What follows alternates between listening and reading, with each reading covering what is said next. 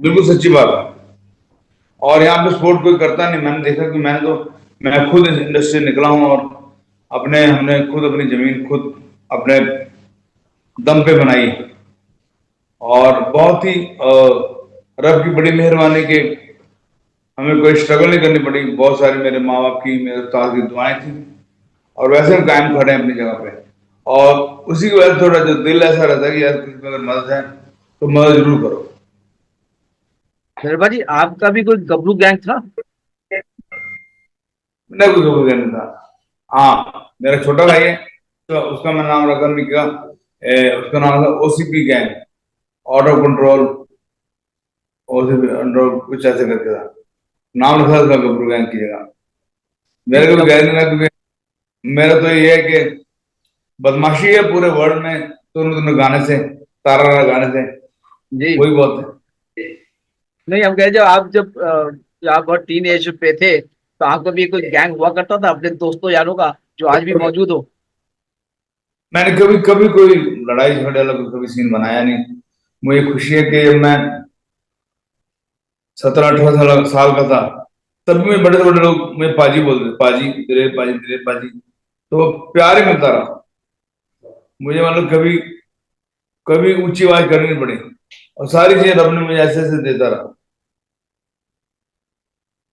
आज जो और शायद इम्तियाज भाई, मैं आपसे अभी इससे पहले यही जिक्र कर रहा था। शायद आप जानते होंगे कि मैंने जितने भी सिंगर्स देखे हैं बॉलीवुड में, एक्टर देखे हैं, जितने भी बड़े बड़े एक्टर हैं या डायरेक्टर हैं या प्रोड्यूसर हैं, सबका अपना अपना एक एटीट्यूड है, ये है वो है। लेकिन दलेर पाजी का एक सच में आप बताऊं मैं आपको, समझ में नहीं आता कि क्या है, कुछ एटीट्यूड समझ में नहीं आता है। मतलब एक ऐसे हैं कि कोई भी आ जाओ, कुछ भी कर लो, कुछ भी ले जाओ, कुछ भी कर लो, सब दरवाजे खुले हैं। और सच्ची बात यह है कि मेरे लिए तो दिलेर पाजी एक तरीके से मेरे गॉडफादर भी हैं, मेरे बड़े भाई भी हैं।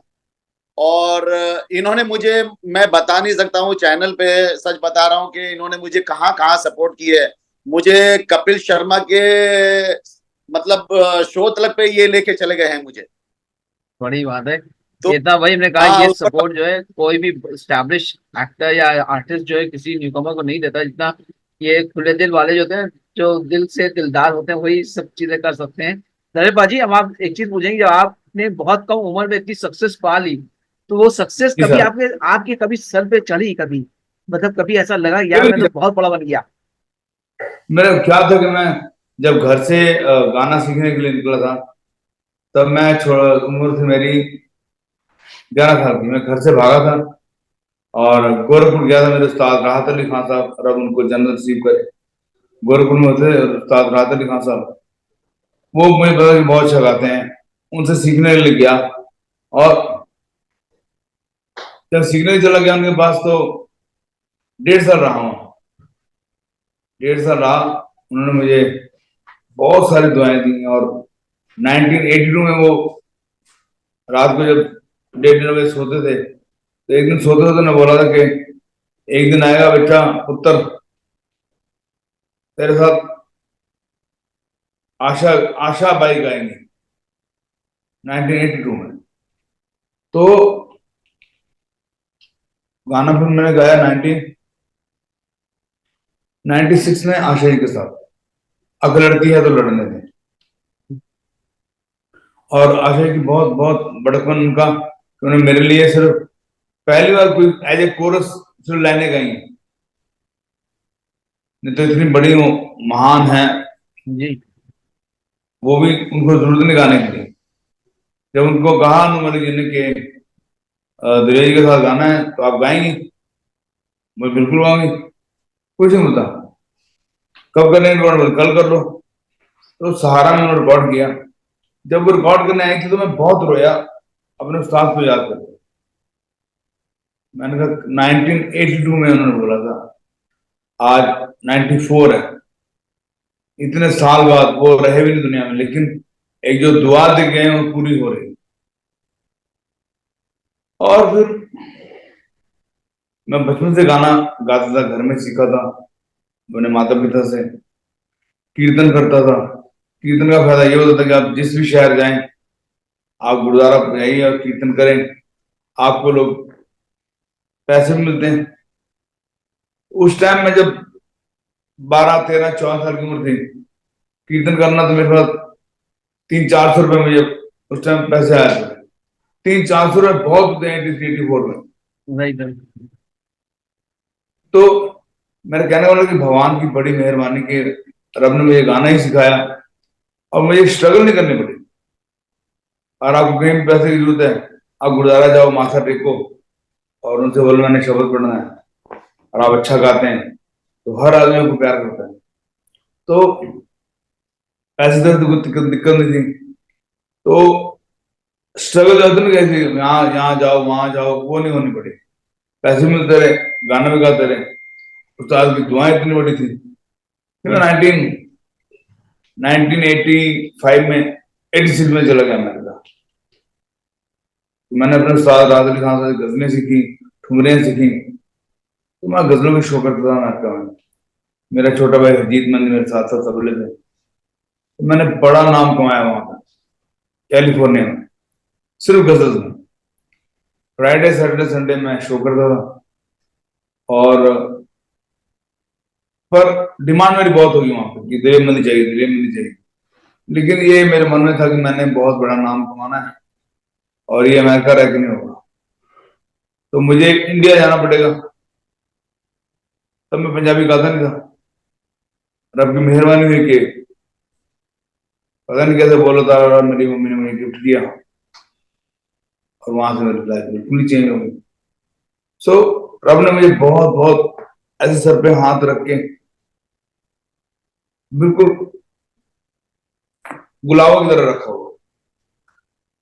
बहुत बड़ी बहुत बहुत बड़ी बड़ी परेशानियां आई, लेकिन रब मुझे सब में से निकाल कर ले गया। और आपके सामने पूरा नाम सारी दुनिया जानती है। और मेरे सिर पे इसलिए नहीं चढ़ती सक्सेस कि मैं 86 में अमेरिका चला गया था और फिर घर की खालसा कैब कंपनी थी, घर में गाड़ियां थी। तो लिंकन 12 सिलेंडर 12 सिलेंडर गाड़ी लिंकन थी, व्हाइट कलर की, 30 फुट चौड़ी। वो मैं चलाता था, मुझे परसों मुझे मिली थी चलाने के लिए। इतनी लंबी चौड़ी गाड़ी, इतनी खूबसूरत गाड़ी, जो अभी तक इंडिया में लोगों को देखने की नसीब नहीं होगी। पैसा होना अलग चीज है। तो जब मैं अमेरिका से आया अपनी लाइफ हाई फाई लाइफ देख के, फिर मैं यहाँ आया और मुझे थोड़ा 8-10 महीने हल्की स्ट्रगल करनी पड़ी। वो 8-10 महीने मुझे स्ट्रगल करनी चुभी नहीं, पर इतना कुछ देख के आया था, इसलिए लगता था कि मैंने सब कुछ देखा हुआ है, कुछ दिमाग में चढ़ता नहीं था। यहाँ यहाँ किसी बेचारे किसी आदमी को थोड़ी तरक्की मिलती है, एक गाड़ी छोटी ले ली या फ्लैट ले लिया, पागल हो जाता हो, किसी को कुछ समझते ही नहीं। तो एक और बात है कि गुरु घर में सीखी, गुरु नानक साहब से, सिखाना मान नीमा मत उच्ची। हे परमात्मा, जो आपके शिष्य हैं, इंसान है, उनका जो मन है वो हरदम नीचा होना चाहिए, नीवा होना नीचे, मत उच्ची। दिमाग बिल्कुल परे, आसमानों से परे होना चाहिए, उड़ान सोच, और है ना डाउन टू अर्थ चाहिए। वो मुझे बहुत बल्ले बंदी रही, और बस इस तरह लाइफ जी रहे हैं, मस्ती हो रही है। दलीप भाजी, जब वो आपको गाना जब बोलो तारा जब आया, तो उसने तो पूरी दुनिया में तहलका मचा दिया था। मीन्स आज जहाँ तक जी मुझको पता जी है वो हाईएस्ट सेल हुआ था उस एल्बम का, और गिनीज बुक में जी भी जी। उसको उसमें रिकॉर्ड किया गया था उतनी सेल का। तो वो जो अचानक से वो जो आपने जब वो गाना गाया था, तो आपको उम्मीद क्या थी कि मतलब ये गाना किस लेवल पे जाने वाला है? क्या आपने सोचा था कि ये एक हिस्ट्री क्रिएट करने वाला है? मुझे ये पता था, मैं 1982-83 में बोलता था कि मेरा बहुत बड़ा नाम होगा और इंडस्ट्री में मुझे लोग अपने साथ बुलाएंगे।